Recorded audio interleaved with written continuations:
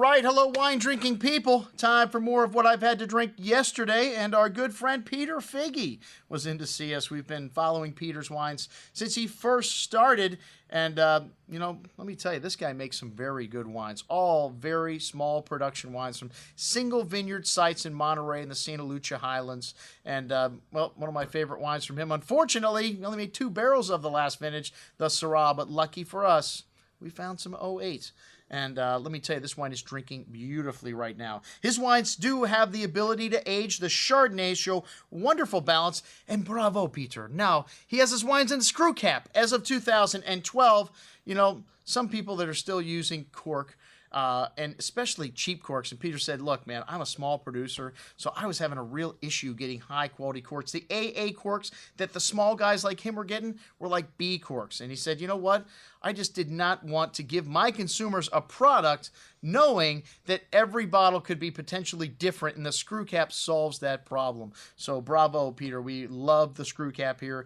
I will buy wines that are similarly priced, that I feel are similar quality, out of a screw cap rather than a cork, because I know that wine is not coming back to me later with an issue. So we love the screw cap. And even for more expensive wines that age, they have proven over time the screw cap is the best enclosure for the least amount of oxidation, meaning the wine has more fruit. We like fruit in the wine. All right, anyways, 2013, we showed the Santa Lucia Highlands Chardonnay, and this is a wine from the River Road Vineyard. It used to be, he made a wine called La Riena. This is right next door to that vineyard there. They only make 8 barrels.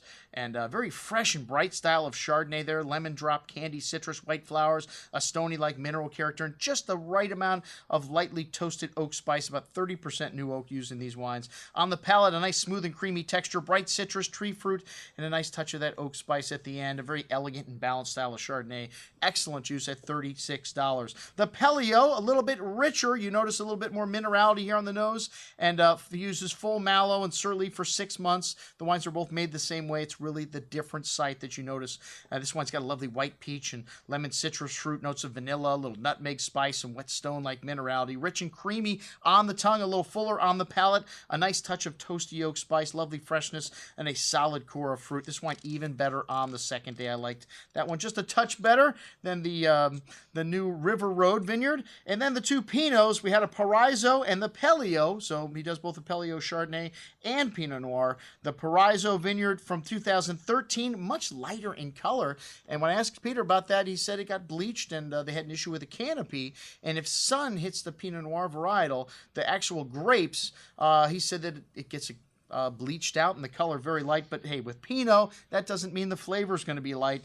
They use a 3-day cold soak in this wine, only 10% new oak in the Pinot, 3 different clones, and very elegant style of Pinot. Nice hint of spice there on the nose, a little animal character, red berry fruit, strawberries, raspberries, cherries, and a really pretty wine on the palate. Lovely velvety texture here, silky cranberry and strawberry fruit, a lovely freshness, light spice to the end. Light in color, but not light in flavor at $39, an excellent Pinot from Santa Lucia Highlands. And then the Pelio from Monterey, and just 12 vintage wine. Different vintages. The 12 vintage, much darker in color. Everything here is 100% D-stem with this wine. And a little bit, like I said, quite a bit darker in color. And the fruit in this darker. Black raspberry, dark cherry, dark spices, rhubarb pie. Really exotic floral notes here. Rose petals. And a big style of Pinot on the palate. This wine's got some tannins here, but a lovely balance here. $38.25. Some excellent new stuff from our friend Peter Figge. I'm your host, Andrew Lamposoni, signing off for the Wine Watch, saying, remember,